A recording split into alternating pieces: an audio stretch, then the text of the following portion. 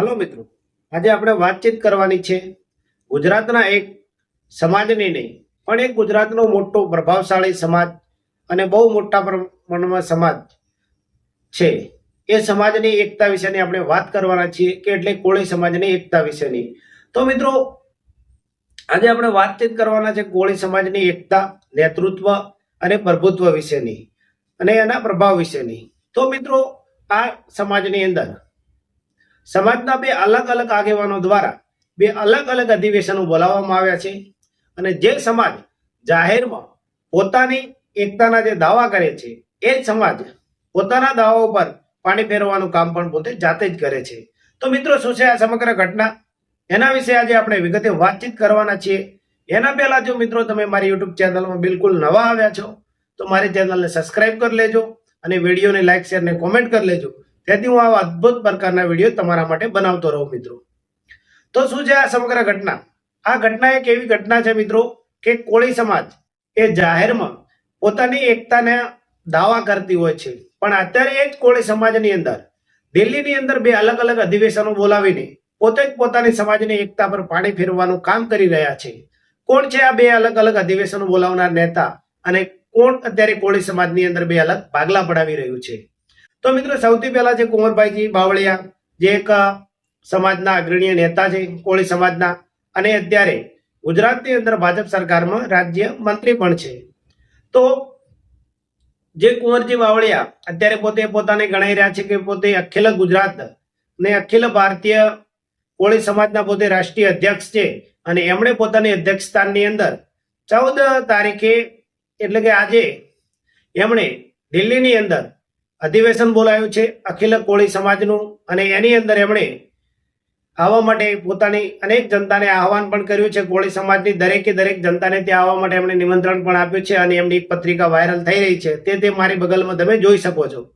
અને મિત્રો, બીજા નેતા છે ગુજરાતના જે રાજુલાના ધારાસભ્ય છે અને પુરુષોત્તમભાઈ સોલંકી એટલે કે બાપજીના ભાઈ હીરાભાઈ સોલંકી, એમના દ્વારા જે બોલાવવામાં આવ્યું છે એ 21 તારીખે જે સમગ્ર કોળી સમાજનું અધિવેશન બોલાવવામાં આવ્યું છે અને એની રાષ્ટ્રીય અધ્યક્ષ કશ્યપભાઈ કરીને છે, જે પૂર્વ સાંસદ પણ છે અને આમના પહેલા જે અજીતભાઈ પટેલ કરીને હતા એમના પછીની ટર્મ પછી કોળી સમાજના જે રાષ્ટ્રીય અધ્યક્ષ અત્યારે કશ્યપભાઈને છે એવું એ બધા માની રહ્યા છે. અને મિત્રો, કોળી સમાજના આગેવાનો અત્યારે શું કહી રહ્યા છે અને શું નથી કહી રહ્યા. તો મિત્રો, આપણે પહેલા એક કોળી સમાજના આગેવાન છે ઘનશ્યામભાઈ ધરજીયા, એ શું કહી રહ્યા છે આ સમગ્ર બંને અધિવેશનો વિશે આપણે એકવાર એમને સાંભળી લઈએ અને એના પછી મિત્રો આપણે આ ઘટના અને આ બે અધિવેશનો વિશે વિગતે વાતચીત કરીશું. મિત્રો, આજની તારીખે અમારા આખા સમાજની અંદર, સમગ્ર ભારતની અંદર જે 14 જૂન અને 21 જૂનનું જે કારોબારી સંમેલન બોલાવવા જ્યારે બંને રાષ્ટ્રીય અધ્યક્ષો જ્યારે જઈ રહ્યા છે, ત્યારે આજની યુવા પેઢી અને આજનો જે સમજુ વર્ગ અમારા સમાજની અંદર જે છે એ ખરેખર અવઢવમાં છે કે ખરેખર દેશના અમારા સમાજના વરિષ્ઠ નેતાઓ જ્યારે સમજૂતી ન કરી શકતા હોય તો આવનારી પેઢીના યુવાનોને શું સંસ્કાર આપશે, શું સમજ આપશે?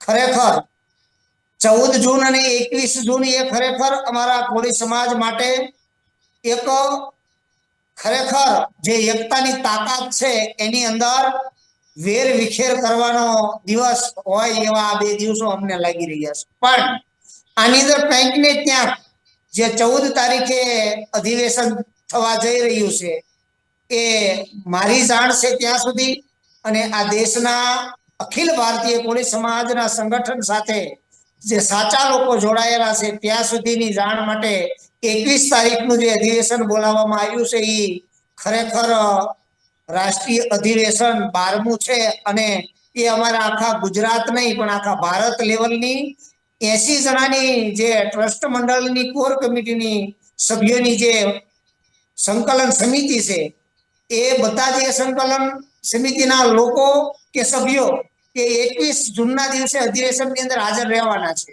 અને 14 તારીખના દિવસે એ કોર કમિટીના 80 સભ્યોમાંથી એક પણ સભ્ય હાજર નથી રહેવાના. એટલે ખરેખર સાચું અધિવેશન અખિલ ભારતીય કોળી સમાજનું જે દિલ્હી થવા જઈ રહ્યું છે એ ખરેખર સાચું અધિવેશન છે અને જે 14 તારીખે થવા જઈ રહ્યું છે એક સમયના રાષ્ટ્રીય અધ્યક્ષ કે જેને રાષ્ટ્રીય અધ્યક્ષ પદ મૂકવું ગમતું નથી અને શા માટે મૂકવું નથી ગમતો એનો મને આપના તરફથી એક સવાલ છે કે આપ મીડિયાવાળા કુંવરજીભાઈને પૂછો. સમગ્ર મીડિયાવાળાને હું એક મારો પ્રશ્ન કરું છું કે કુંવરજીભાઈ બાવળિયાને પૂછો શા માટે તમે રાષ્ટ્રીય અધ્યક્ષ પદ મૂકવા માટે તૈયાર નથી? જ્યારે 2017 થી 2020 સુધી તેઓ રાષ્ટ્રીય અધ્યક્ષ હતા. 20 ની અંદર કોરોનાના સમયના કારણે એમને 21 સુધી લંબાવવામાં આવ્યા. 21 ની અંદર પાછી ચૂંટણી રાષ્ટ્રીય અધ્યક્ષની કરવામાં આવી તો સીકે પીઠાવાળા સાહેબ અને અજીત દાદા અમારે સુરતના જે છે અજીતભાઈ પટેલ એ બંને વચ્ચે ચૂંટણી થઈ ત્યારે અજીતભાઈ પટેલની સર્વાનુમતે ચૂંટણી દ્વારા વરણી કરવામાં આવી.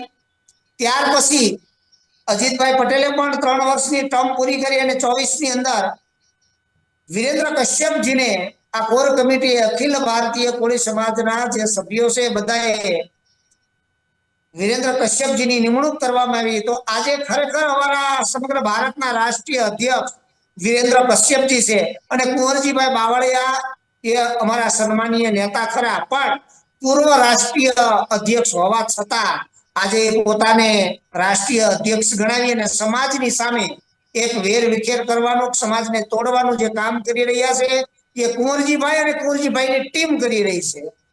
એ એમના રાજકીય હથકંડાઓ છે, એમની રાજકીય પોતાની મહત્વાકાંક્ષા છે એને સંતોષવા માટે સમાજને તોડવાનું કામ કરી રહ્યા હોય તો એ 14 તારીખનું અધિવેશન છે એ સમાજને તોડવાનું કામ કરી રહ્યું છે. 21 તારીખનું અધિવેશન રાષ્ટ્રીય અધ્યક્ષ અમારા વિરેન્દ્ર કશ્યપજી અત્યારે જે 21 તારીખનું સંમેલન બોલાવી રહ્યા છે એ ખરેખર બંધારણીય છે અને ખરેખર અમારા સંકલન સમિતિ કે રાષ્ટ્રીય અધ્યક્ષની જે સાચી નિમણૂક કરવામાં આવી છે એ ખરેખર 21 તારીખે જે અધિવેશન થવા જઈ રહ્યું છે એ સાચું અધિવેશન. તો મિત્રો આપણે સમાજના કોળી સમાજના અગ્રણીય નેતા ઘનશ્યામભાઈ ને સાંભળ્યા.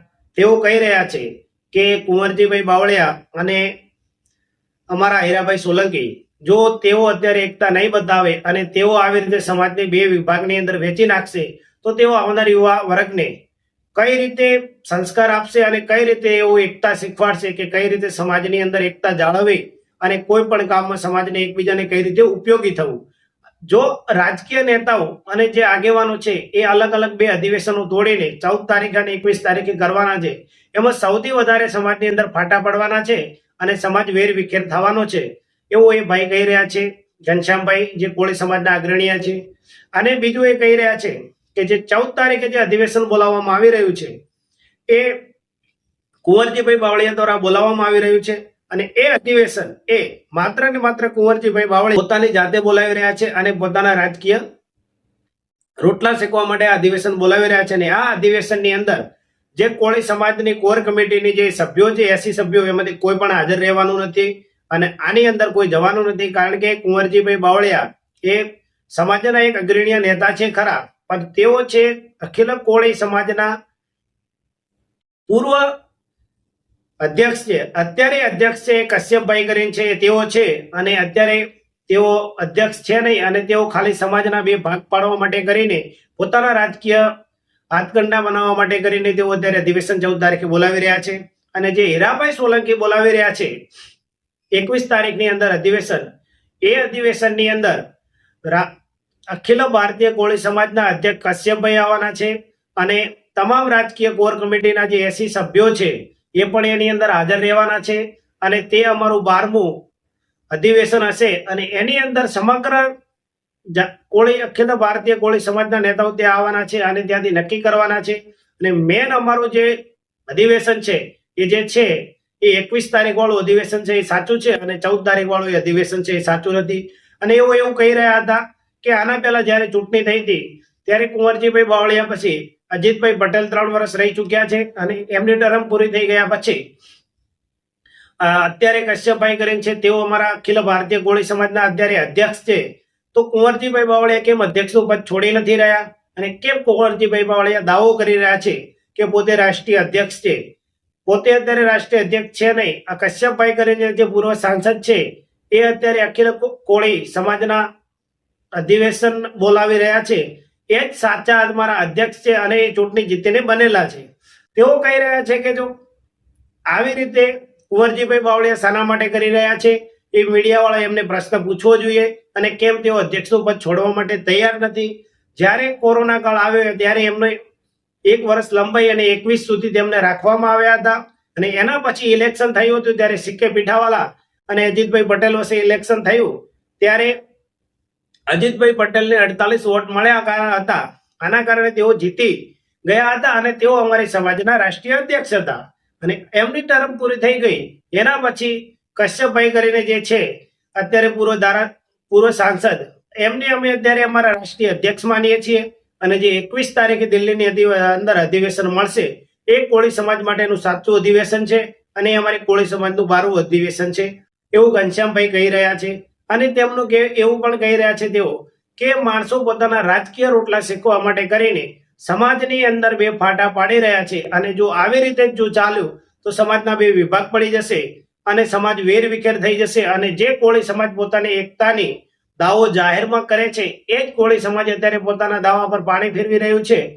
કારણ કે કોળી સમાજના જે 2 અધિવેશનો મિત્રો અલગ અલગ મળવાના છે એ અધિવેશનોની અંદર સૌથી મોટા ફાળ તો કોળી સમાજની અંદર 2 ભાગ પડી જશે. એક હીરાભાઈ સોલંકી વિભાગ અને બીજો વિભાગ જે હશે એની અંદર હીરાભાઈ સોલંકીનો તો એક વિભાગ અલગથી પડી જ જશે. એના પછી બીજો વિભાગ જે હશે એ વિભાગની અંદર આવશે કુંવરજી બાવળિયા અને એમનો વિભાગ. કારણ કે અત્યારે 2 અલગ અલગ અધિવેશન છે. આજનું અધિવેશન જે 14 તારીખ વાળું છે એ કુંવરજીભાઈ બાવળિયાનું છે. આપણને ખબર પડી જશે કે કયા અધિવેશનમાં કેટલી પબ્લિક જાય છે અને કોણ કોને સપોર્ટ કરી રહ્યું છે. જે મિત્રો આ 2 અલગ અલગ અધિવેશનો કરી રહ્યા છે સમાજની દ્રષ્ટિએ તમને કયું અધિવેશન સૌથી બેસ્ટ લાગશે છે અને તમારા સમાજ માટે કયું અધિવેશન ઉપયોગી છે કોળી સમાજ માટે કરીને એના વિશેની મિત્રો અમને આ કોમેન્ટ કરીને જવાબ આપજો.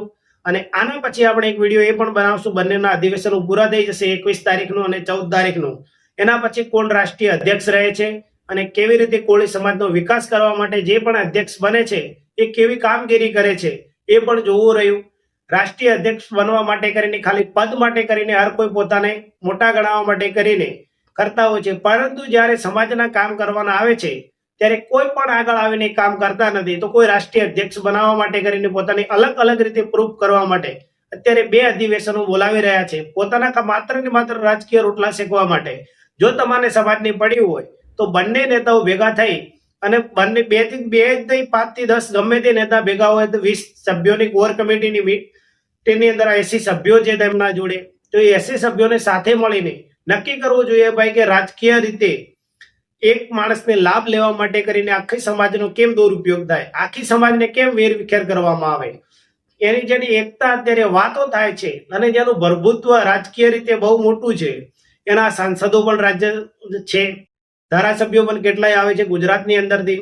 આ એક એકતાના લીધે જ છે મિત્રો. અને આવી રીતે તમે એક કરીને પોતાની એકતાને વેરવિખેર કરી નાખશો તો આવનાર સમયની અંદર સમાજનો વિકાસ કરવાની જગ્યાએ સમાજને સૌથી મોટું નુકસાન થઈ શકે છે મિત્રો. તો મિત્રો તમને મારી રાય પ્રમાણે તમને કઈ રાય યોગ્ય લાગે છે અને કયું અધિવેશન સાચું છે એની કોમેન્ટ કરીને જરૂરથી અમને જવાબ આપજો. ત્યાં સુધી તમારા જોડેથી રજા લઈએ છીએ. જય માતાજી, જય શ્રી રામ.